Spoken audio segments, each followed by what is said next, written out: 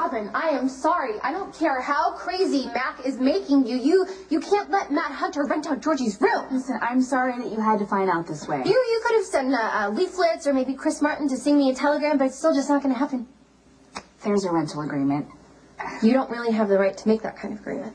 It does seem a bit strange, and I mean, no disrespect to the burgeoning one, but even slightly presumptuous to have rented out Wise Georgie's room without warning. All of Georgie's stuff has been put into storage, and the room has been repainted and redecorated. Yeah, because Mac was convinced that you were going to move back here once that baby's born. Right, but I am fine in my own apartment. My baby and myself will be very happy. I was just trying to stop Mac from hounding me and end the discussion. So because you don't want to deal with Mac, that gives you the right to rent out my sister's room to a total stranger? Come on. No one wanted that room to be a shrine to Georgie, even you. That's actually true. I've heard you say as much. There's always people on the hospital staff looking for affordable housing. People that spend their days saving lives. So I put up a bulletin in the locker room, and I don't know. I just thought that Georgie would have liked her room to be used for such a purpose. That is indeed the spirit of who Wise Georgie was. Well, Wise Georgie's not around anymore. Just her sister, the selfish bitch. And that egotistical jerk cannot stay in her room. Well, that egotistical jerk has put down a deposit and has a key. Unfortunately, Robin legally can't make Mr. that. Scorpio signed a lease, and he owns the house, so unfortunately, you have no say in the matter. I live here. Yes, sir. It's just the waiting and the not knowing is killing me right now. And some people are more comfortable taking action. People like you. And you. Well, hey, my instinct is to hire an army of PIs, track Lulu down and get her out of this. But Lucky thinks it'll put her in even more danger. You have an opinion on that? I'm sure you do. Well, I know you want to fix this for your sister, like any big brother would, but I think you should listen to Lucky on this one. It might just make things worse.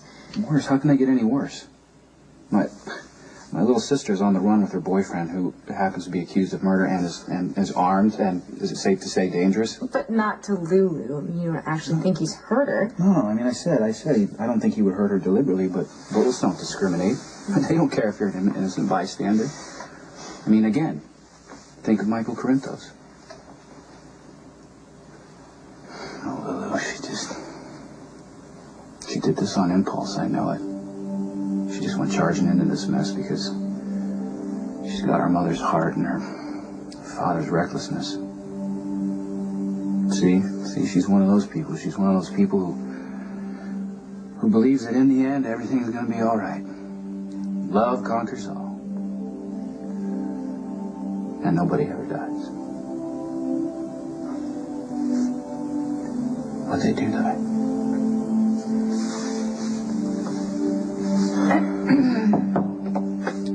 Bedtime? Elizabeth, has Lulu made contact with you? No. Why? What's the matter? She came down to the station to see Johnny. Before I knew it, he had a gun to her head and was using her to escape. Oh my God, he took her hostage? Johnny is a murder suspect, and the force is going to be going after him, guns a-blazing. The only thing I can think about is her safety. I can't believe he took her hostage. She was so sure of him. Nicholas thinks that Lulu was in on the escape. That she and Johnny are working together. Ah, yeah, I can believe that. She would do anything to help him. Okay, if that is true, she may make contact, but I doubt she'd be willing to risk calling her brother the cop. So you think she's gonna call me? She trusts you. She may think because of what happened with you and Jason that you'd be more willing to understand her situation and able to help her. Well, I just got out of surgery. Let me see. She's tried to call. I have 3 messages. Please let that be the door. Where do you think you're going? Oh.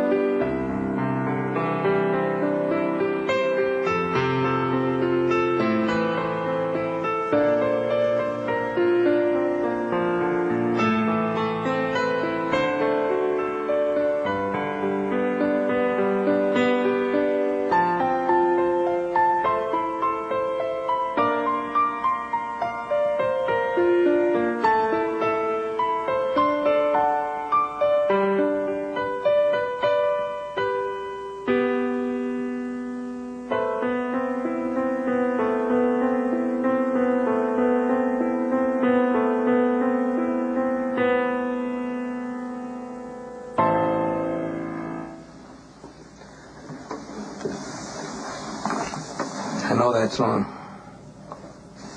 It's a song by Billy Joel. It's called Nocturne.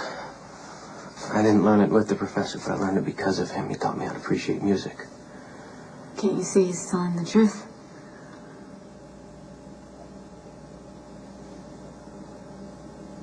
What I can do is I can arrange meetings with congressmen, but I'd advise Mr. Karpov to do that, not to do it in person. And if he does, and make sure there's a lot of security going on. Yes, I'll be sure to convey that to him. I have to wonder, though, why is a man with your connections, with your strength, available to act as a facilitator when it's so obvious that you should be in charge? Well, this is an unexpected pleasure. Hi, I'm Mr. Corinthos' attorney, Diane Miller. Sasha Donev. Donev? That name sounds familiar. Have we met? I don't believe so. I pride myself on knowing everyone that Mr. Corinthos works with. Well, we don't work together. Oh, really? Not yet. So how did you two meet? You wanted this to happen. That's why you were so sloppy getting rid of Logan's body. You want Johnny out of the way. If you actually believe that, then you have lost your mind. I would never hurt John. He's the one person in the world that I actually love. You don't think I see what's going on? You don't think I know why you didn't come to me for help with this mess? I didn't come to you, Daddy, because you're a poor excuse for a father and Johnny hates your guts. And that's your fault. You poisoned my son against me, you lying slut.